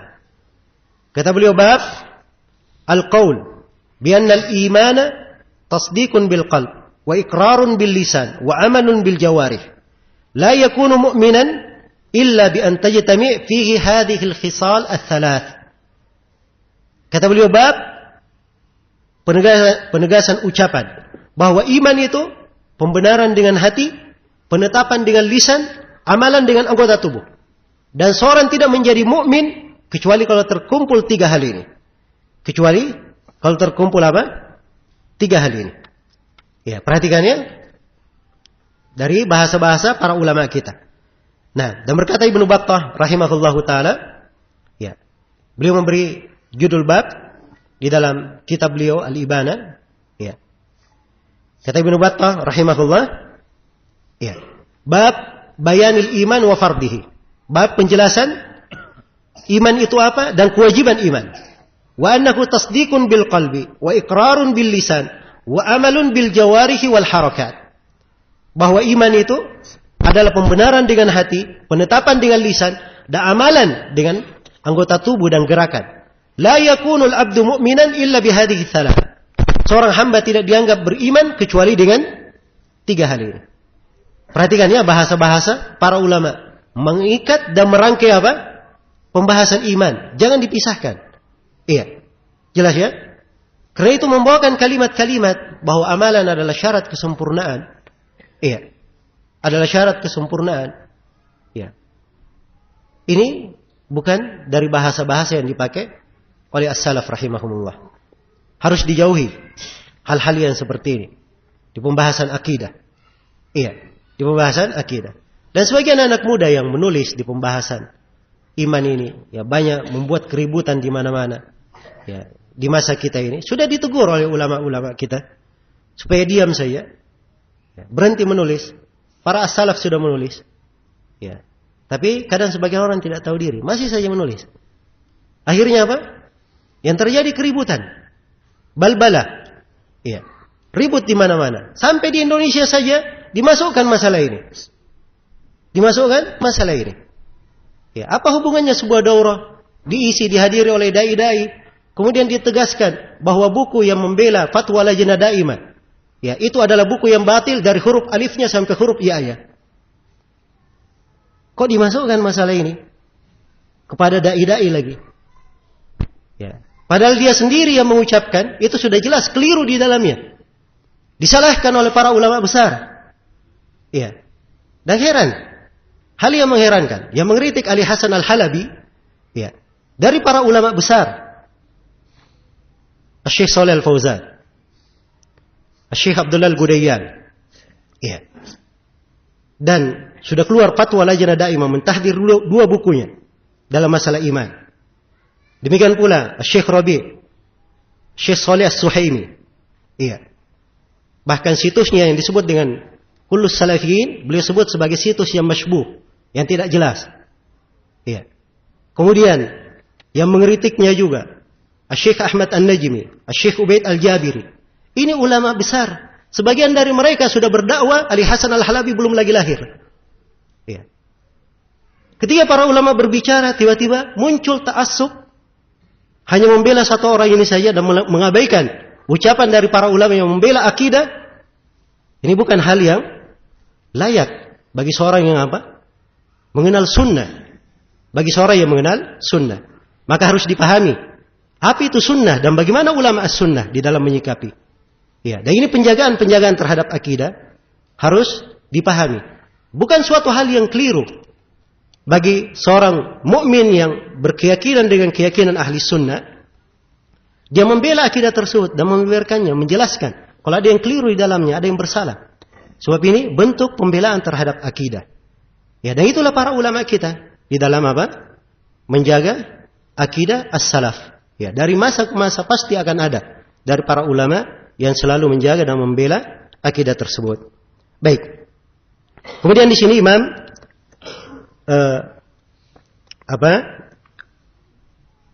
Al-Muzani rahimahullahu taala melanjutkan. Dan ini sudah kita bahas ya, pembahasan yang kedua makna ucapan dan amalan dalam definisi iman. Ya, kemudian pembahasan yang ketiga juga sudah kita bahas, keterikatan amalan pada keimanan. Dan ini yang ditegaskan oleh penulis di sini, Imam Al-Muzani. Kata beliau, wahuma siyani. Ucapan dan amalan ini siyani, sejalan. Ya, dua hal yang sama. Wa nidhamani, dan sesusunan. Wa qarinani, bergandengan. Ya, dia qarin, ibarat dua kawan, selevel, ya sebaya, ya sama di dalam bergurunya, menuntut ilmunya. Maka dia dikatakan qarinani, dua dua yang bergandengan. Nah, la nufarriqu bainahuma, kita tidak membedakan antara keduanya. Perhatikan ucapan Imam Al-Muzani, tidak ada iman tanpa amalan, dan tidak ada amalan tanpa apa? Tanpa iman. Tidak ada amalan tanpa iman. Ini bahasa dari as-salaf di dalam membahasakan keimanan. Baik, kemudian kata beliau, wal mu'minuna fil imani yatafadhalun. Dan ini pembahasan berikutnya ya. Pembahasan yang keempat. Kaum mukminin berjenjang-jenjang dalam keimanan. Iya. Kata beliau, wal mu'minuna fil imani yatafadhalun. Kaum mukminun berjenjang-jenjang dalam keimanan. Ini dari prinsip ahli sunnah wal jamaah. Iya. Bahwa orang-orang yang beriman itu berjenjang-jenjang keimanannya. Beda keimanan para nabi dan para rasul dengan keimanan umat. Iya. Dan di tengah umat pun ada perbedaan-perbedaan. Iya, karena itu Abu Bakar As-Siddiq radhiyallahu taala anhu adalah manusia yang paling baik di tengah umat Islam ini. Iya. Yang paling baik di tengah umat Islam ini karena keimanan beliau. Beda keimanannya para sahabat dengan keimanan selain sahabat Rasulullah sallallahu alaihi wasallam. Maka kaum mukminin berbeda-beda di dalam keimanan. Berbeda-beda di dalam apa? Berbeda-beda di dalam keimanan. Demikian pula di dalam apa? Di dalam amalan-amalan salih. Iya. Mereka berjenjang-jenjang dalam amalan salihnya.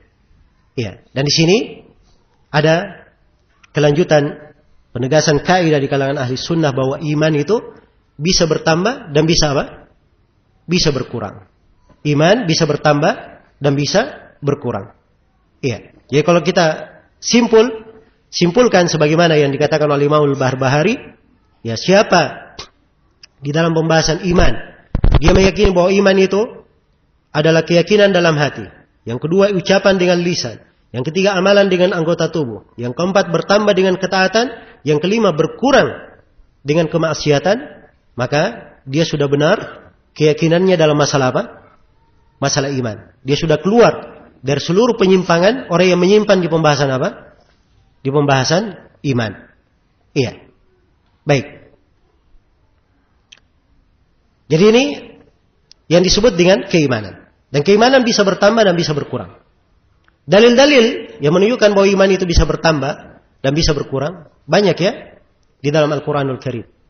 Imam Al-Bukhari dalam sahihnya, di beberapa babnya bisa kita simpulkan beliau menyebutkan 9 ayat atau 10 ayat tentang dalil bahwa iman itu apa? iman itu bertambah. Iya. Jadi kalau iman bisa bertambah, berarti iman itu bisa apa? Bisa berkurang. Ya liyazdadu imanan ma imanihim, supaya mereka bertambah keimanan bersama keimanan yang telah mereka miliki. Jadi kalau dia bisa bertambah, maka bisa berkurang.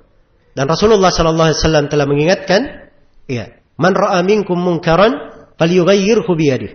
Fa illam yastati' fa bi lisanihi, fa illam yastati' fa bi qalbihi. Wa dzalika adhaful iman. Siapa di antara kalian yang melihat kemungkaran, maka hendaknya dia rubah dengan apa? Dia rubah dengan lisannya. Iya. Apa dia rubah dengan tangannya? Kalau dia tidak mampu, maka dengan lisannya. Kalau dia tidak mampu, maka dengan apa? Dengan hatinya. Dan itu adalah selemah-lemah keimanan. Menunjukkan ada tingkat apa? Yang paling lemah dari keimanan. Iya.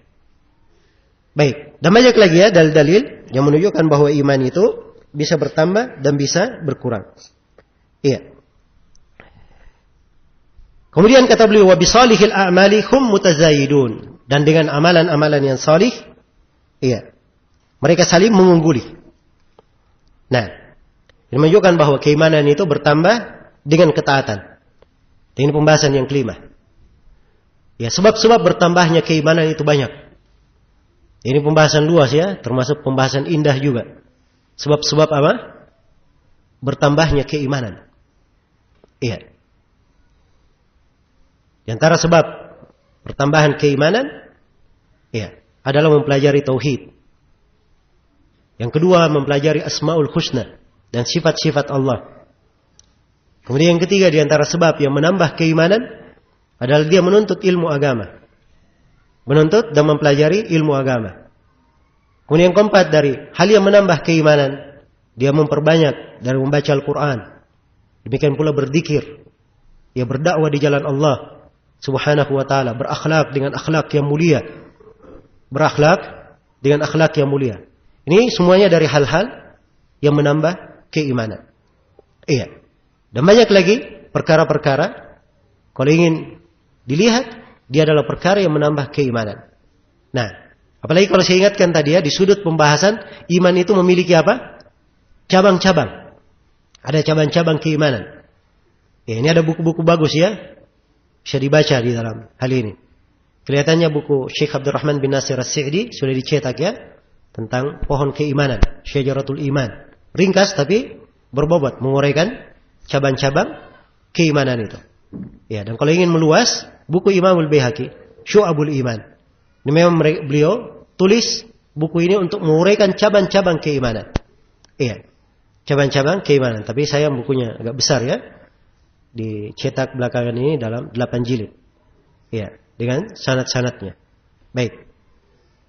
Maka seorang kalau masuk dan mendalami setiap cabang dari cabang keimanan ini, maka akan dia lihat sebab-sebab yang menambah keimanan. Ya. Demikian pula sebaliknya, apa yang dia tinggalkan dari sebab pertambahan keimanan, maka itu bisa menurunkan apa?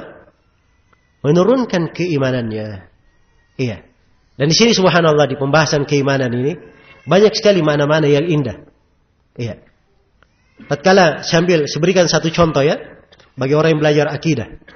Iya. Tatkala dia tahu bahwa iman itu bisa bertambah dan bisa berkurang, maka seorang hamba khawatir terhadap dirinya.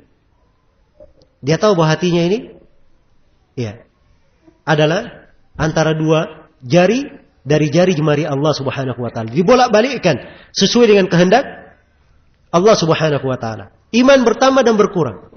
Karena itu dia akan punya kekhawatiran dalam dirinya dan akan selalu menjaga bagaimana dirinya ini apa? Menambah keimanan. Iya, memperbaiki keimanannya. Baik. Kemudian kata penulis rahimahullah, ya. Dan ini pembahasan yang keenam ya. Kita poinkan di dosa-dosa tidak mengeluarkan seorang dari keimanan. Kata beliau, wala yakhrujuna biddunubi minal iman. Iya. Dosa-dosa itu tidak mengeluarkan seorang dari keimanan. Dosa-dosa yang dimaksud adalah dosa-dosa yang bukan kesyirikan. Bukan kekafiran. Adapun kalau kesyirikan, iya, kekafiran ini adalah hal yang mengeluarkan dari apa? Dari keislaman. Iya. Baik. Tapi yang dimaksud adalah dosa-dosa. Ya, perbuatan dosa, sepanjang dia berbuat dosa masih ada dari keimanannya, walaupun sedikit, ya walaupun dasar dari keimanan itu masih ada di dalam dirinya, maka keimanan itu sudah merupakan jaminan untuknya dimasukkan ke dalam surga. Iya. Dia tidak dikeluarkan dari keimanan. Karena itu di dalam hadis ya tentang penduduk neraka, ya. Rasulullah sallallahu alaihi wasallam bersabda, "Yakhruju minan nar man qala la ilaha illallah wa fi qalbihi waznu sya'iratin min khair." Akan keluar dari neraka orang yang berucap la ilaha illallah dan di dalam hatinya ada sebesar jelai dari kebaikan. Wa yakhruju minan nar man qala la ilaha illallah wa fi qalbihi waznu burratin min khair. Dan akan keluar dari neraka orang yang mengucapkan la ilaha illallah dan dalam hatinya ada sebesar gandum dari kebaikan, lebih kecil lagi. Iya. Dalam hatinya hanya sebesar apa?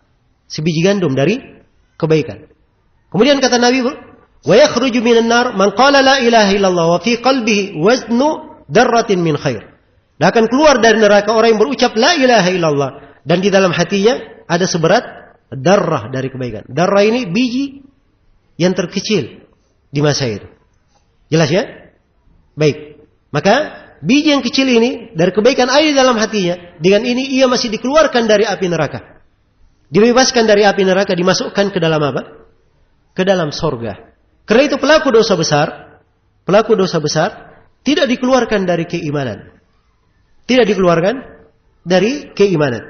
Ya, tetap dikatakan bahwa mereka adalah apa? Adalah mukmin. Ya. Baik. Di antara dalil yang menunjukkan tentang hal ini, Allah Subhanahu wa taala berfirman, ya, wa in ta'ifatani minal mu'minina iqtatalu faslihu bainahuma. Apabila ada dua kelompok dari kaum mukminin saling berperang, maka damaikanlah antara keduanya. Saya ingin bertanya, saling berbunuhan, saling berperang, ini dosa atau bukan? Hah? Dosa atau bukan? Dosa ya? Tapi bersamaan dengan itu dikatakan dua kelompok dari apa? Kaum mukminin. Masih disebut dengan nama apa? Dengan nama keimanan. Iya. Jadi dosa tidak mengeluarkannya dari apa? Dari penamaan keimanan. Iya. Dan pembahasan penulis yang berikutnya ini lebih mengarah lagi. Kata beliau, wala yakfuruna birukubi kabiratin wala isyan. Ini penjelasan bahwa dosa besar dan maksiat tidak mengkafirkan pelakunya. Ya, dia berbuat dosa besar, berbuat maksiat, itu tidak menyebabkan dia kafir. Tidak menyebabkan dia kafir. Iya. Dan di sini disinggung ya oleh beliau. Sebab ini permasalahan tentang hukum penamaan, berkaitan dengan penamaan dan berkaitan dengan ahkam. Iya. Ini adalah pembahasan yang riskan sekali. Orang ini disebut mukmin atau kafir? Ya. Amalan ini dihukumi sebagai kekufuran atau keimanan? Ini pembahasan besar. Pembahasan besar. Seorang tidak boleh masuk di dalamnya kecuali dengan apa? Dengan keyakinan. Iya, dengan hal yang meyakinkan. Maka tidak boleh mengafirkan seseorang ya, keluar dari keislaman karena dia berbuat dosa besar atau berbuat kemaksiatan. Karena dosa besar bukan hal yang mengeluarkan dari apa? Dari keislaman. Ya, banyak dalil yang menunjukkan tentang hal itu. Saya sudah sebutkan tadi. Dua kelompok yang saling berperang ya. Di ayat yang lain tentang orang yang membunuh ya. Kemudian kalau dia memaafkan disebut faman ufiya lahu min akhihi. Siapa yang dimaafkan dari saudaranya. Perhatikan, yang membunuh masih disebut apa? Saudara. Andai kata dia kafir tidak disebut apa? Tidak disebut saudara lagi. Iya. Dan di antara dalil juga adalah hadits Abu Bakrah. Rasulullah sallallahu alaihi wasallam bersabda, "Idzal taqal muslimani bisayfayhima fal qatil wal maqtulu finnar." Apabila dua muslim berjumpa membawa pedangnya, maka yang membunuh dan terbunuh dua-duanya dalam neraka. Perhatikan, diancam dua-duanya dalam neraka, tapi dua orang ini masih disebut apa? Masih disebut muslim. Ini menunjukkan bahwa perbuatannya dosa besar tidak mengeluarkannya dari apa? Tidak mengeluarkannya dari keislaman. Karena itu jangan sembarangan ya menjatuhkan vonis-vonis kafir keluar dari Islam, apalagi terhadap orang ya tertentu. Iya. Pada orang tertentu. Ini adalah pembahasan yang wajib diperhatikan oleh setiap muslim dan muslimah. Kalau dia bergampangan menjatuhkan vonis, ini bahayanya terhadap dirinya sendiri. Ya, Rasulullah sallallahu alaihi wasallam mengingatkan, "Man qala li akhihi ya kafir, faqad ba'a bihi ma ahaduhuma. In kana kama qala wa illa haru alaihi." Barang siapa yang berkata kepada saudaranya, "Wahai kafir," maka ini kalimat harus ditanggung oleh salah satu dari keduanya. Iya.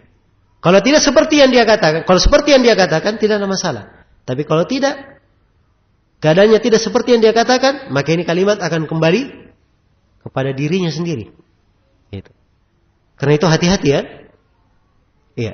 Karena itu para ulama ahli sunnah, manusia yang paling jauh dalam menjatuhkan vonis-vonis kafir kepada orang. Iya. Jelas ya? Nah, karena itu saya sering menegur dan sering mengarahkan. Ya, supaya para penuntut ilmu, ya apalagi pemula dalam belajar, jangan terlalu banyak menyibukkan. Ya, ini orang dihukumi kafir atau tidak? Langsung berkaitan dengan orangnya. Jelas ya? Sebab ini seorang alim pun belum tentu mampu untuk mengatakan dia kafir atau tidak. Apalagi dia baru apa? Baru belajar, baru menuntut ilmu. Ya. Cukup dia tahu ini perbuatannya kesyirikan, ini perbuatan kekufuran, tapi orangnya belum tentu dikafirkan. Belum tentu apa? Dikatakan dia keluar dari Islam. Ya, karena mungkin dia melakukan hal tersebut dia jahil. Dia ada takwil. Ya, jelas ya? Atau mungkin dia terpaksa, atau mungkin dia tidak sadar. Ya, ini semua harus didetailkan. Sebab memberi pengaruh dalam menjatuhkan vonis pengafiran. Iya.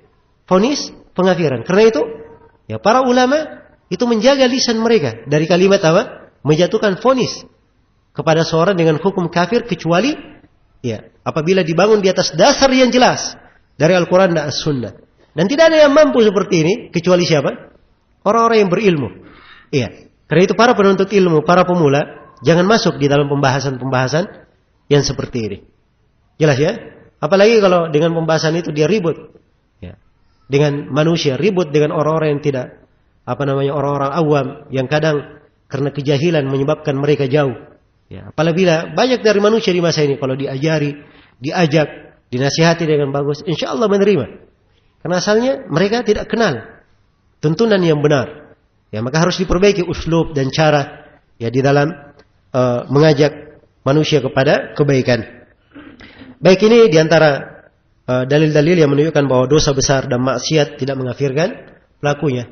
Dan Allah telah berfirman dalam Al-Quran, "Innallaha la yaghfiru an yushraka bih wa yaghfiru ma duna dzalika liman yasha." Sungguhnya Allah tidak mengampuni dosa kesyirikan. Kesyirikan tidak diampuni. Iya. Ini siapa yang meninggal belum bertobat dari kesyirikannya tidak akan diampuni. Tapi selain daripada itu, Allah mengampuni bagi siapa yang Allah kehendaki. Kalau dia meninggal dia berbuat dosa besar, dia belum bertobat, maka ini hamba yang seperti ini dibawa kehendak Allah. Kalau Allah berkehendak dia disiksa, iya. Dan kalau Allah berkehendak dia apa? Diampuni. Jelas ya? Maka dibawa kehendak Allah Subhanahu wa taala. Baik. Kemudian pembahasan yang ke-8, tidak boleh memastikan surga untuk orang yang salih tanpa ketetapan dari Nabi sallallahu alaihi wasallam. Kata beliau, "Wala nu'jibu li muhsinihimul jinan ba'da man aujaba lahu an-nabiy sallallahu alaihi wasallam." Ya, kata beliau, kita tidak boleh mewajibkan surga bagi orang-orang yang berbuat baik di antara mereka. Ya. Setelah orang-orang yang Nabi sallallahu alaihi wasallam wajibkan surga itu untuk mereka. Baik, ini artinya apa? Memberikan kepada seorang, menegaskan kamu penduduk surga, kamu masuk surga. Ini kalimat tidak diperbolehkan. Kecuali siapa yang ditegaskan oleh Nabi, dia menjadi apa? Dia adalah penduduk surga. Iya. Jelas ya? Nabi menerangkan dari 10 orang sahabat dijamin masuk surga. 10 orang sahabat dijamin apa? Masuk surga. Siapa 10 orang sahabat dijamin masuk surga? Abu Bakar As-Siddiq, Umar bin Khattab, Uthman bin Affan, Ali bin Abi Thalib, Talha bin Ubaidillah, terus Abdurrahman bin Auf, Zubair bin Awam. Abu Ubaidah bin Al-Jarrah. Kemudian Sa'ad bin Abi Waqqas, dan yang 10 Sa'id bin Zaid. Ya. Kalau ingin mudah mengingatnya, diringkas dalam 2 bait syair. Lil Mustafa khairu sahbin nassa annahum fi jannatil khuldi nassan zadahum syarafa. Hum Talhatu wa Ibnu Aufin wa Zubairu ma Abi Ubaidata was Sa'dani wal khulafa. Ya, jadi jumlahnya semua berapa? 10. Gampang ya? Yang penting hafal 2 bait syairnya. Ya. Baik. Jadi ini 10 orang sahabat dijamin masuk surga. Abdullah bin Salam disebut oleh Nabi dari penduduk surga. Ada perempuan yang kesurupan datang kepada Nabi. Ya. Ya Rasulullah, doakan saya supaya saya sembuh. Kata Nabi, kalau kamu ingin, saya doakan kamu sembuh. Dan kalau kamu ingin, bersabar untuk kamu surga. Kata perempuan ini, kalau begitu saya bersabar saya ya Rasulullah. Ya. Tapi doakan supaya saya kalau kesurupan tidak tersingkap aurat saya. Maka Nabi mendoakannya. Jelas ya? Perhatikan ya bagaimana semangat ya mereka untuk meraih surga. Tidak ada masalah penderitaan. Yang penting apa? Yang penting surga. Ya. Ini keimanan yang sangat indah. Dan kita di masa ini kita memohon kepada Allah dan banyak mengadu kepadanya kelemahan keimanan kita. Ya, kadang jalan-jalan menuju kepada surga sudah di depan mata. Ya, tapi santai-santai. Ya. Banyak fasilitas, banyak kemudahan. Tapi Masya Allah malasnya juga ya, kadang lebih mendominasi. Ya. Berbagai nikmat Allah berikan kepada kita. Ya. Tapi kita tidak pandai menjaga dan memelihara nikmat-nikmat tersebut. Baik. Kemudian di antara mereka yang dijamin masuk surga, itu disebut masuk surga adalah Bilal bin Abi Rabah radhiyallahu taala anhu. Dan ini banyak ya kalau ingin diuraikan dari sahabat yang disebut. Yang jelas kalau ada nasnya dari Nabi, tidak ada masalah mengatakan si fulan penduduk apa? Penduduk surga. Iya. Karena itu Utsman ibn Mas'ud ketika meninggal, ada seorang perempuan yang berkata dia penduduk surga. Kata Nabi, dari mana kamu tahu dia penduduk surga? Ya, saya saja tidak mengetahuinya. Jelas ya? Tidak mengetahuinya. Perhatikan ini, di hadapan Nabi. Nabi pun menegur perempuan yang apa? Mengucapkan hal tersebut. Jadi kalau dia berbuat baik, kita harapkan orang-orang yang salih berbuat baik, kita harapkan dia masuk surga. Tapi jangan dipastikan. Jangan apa? Dipastikan. Nah, ini prinsip ahli sunnah di dalam masalah ini. Baik, kemudian yang terakhir kata penulis, ya, dan ini pembahasan tidak boleh menetapkan neraka untuk orang yang berbuat jelek. Ini sebaliknya ya. Kata beliau, wala nashhadu ala musiihim bin nar. Iya. Juga kita tidak boleh mempersaksikan neraka terhadap orang yang berbuat jelek di antara mereka. Ya, kalau ada yang berbuat jelek, berbuat dosa, berbuat maksiat, ya, jangan dia berkata, oh kamu penduduk neraka. Ya, Masya Allah ya. Ini kelancangan terhadap siapa? Terhadap Allah. Iya. Karena itu dalam sebuah hadits yang sahih, dalam riwayat Bukhari dan Muslim, ada seorang yang saudaranya itu jatuh di dalam dosa. Ya. Kemudian dia bersumpah, demi Allah, Allah tidak mengampuni kamu. Ya. Maka Allah berfirman, man dzalladzi yata'alla alayya alla aghfira li fulan. Ya. Siapa yang bersumpah atas namaku bahwa saya tidak mengampuni si fulan? Persaksikan bahwa saya telah mengampuninya dan saya sudah apa? Menghancurkan amalan engkau wahai orang yang bersumpah. Iya. Perhatikan ya. Jadi orang yang jatuh di dalam maksiat tidak boleh dipastikan padanya neraka. Dikhawatirkan dosa-dosanya. Itu perkara yang membahayakannya. Tapi mengatakan dia penghuni neraka, ya ini dari kehususan Allah Subhanahu wa taala. Tidak boleh seorang lancang kemudian mengucapkannya. Baik, ini hal-hal yang berkaitan dengan apa? Dengan masalah keimanan. Dan memang memastikan surga untuk orang yang saleh, memastikan neraka untuk orang yang tidak untuk orang yang berbuat kejelekan. Ini pembahasan selalu ditekankan oleh para a'immah. Ya. Karena sejumlah dari manusia yang menyimpang dari jalan yang lurus itu bergampangan memberikan vonis. Ya, si fulan masuk neraka. Ya. Oh, si fulan penduduk surga. Asyahid fulan. Ya, sudah dipastikan ya, fulan mati syahid. Ya, betapa banyaknya di hari ini. Ya. Betapa banyaknya di hari ini semuanya disebut apa? Asy-syahid. Ya. Nah, maka hal-hal yang seperti ini hendaknya dijaga dan dipelihara. Ya, diperhatikan prinsip-prinsip dan akidah-akidah yang dituntunkan di dalam Islam. Semoga Allah Subhanahu wa taala menjaga kita semua di atas kebaikan dan memberkahi segala waktu, kesehatan dan nikmat yang Allah berikan kepada kita. Dan semoga Allah Subhanahu wa taala selalu memberikan kepada kita semua kekuatan untuk melanjutkan materi ini dan menyelesaikannya dengan taufik dan rahmatnya. Innahu waliyyu dzalika wal qadiru alaih. Wallahu taala alam. Insyaallah taala kita akan sambung pembahasan untuk materi ini di sesi berikutnya. Besok insyaallah ba'da subuh, ba'da salat subuh. Untuk sementara saya cukupkan sampai sini. Subhanakallahumma wa bihamdik asyhadu an la ilaha illa anta astaghfiruka wa atubu ilaik. Walhamdulillahirabbil alamin. Wassalamualaikum warahmatullahi wabarakatuh.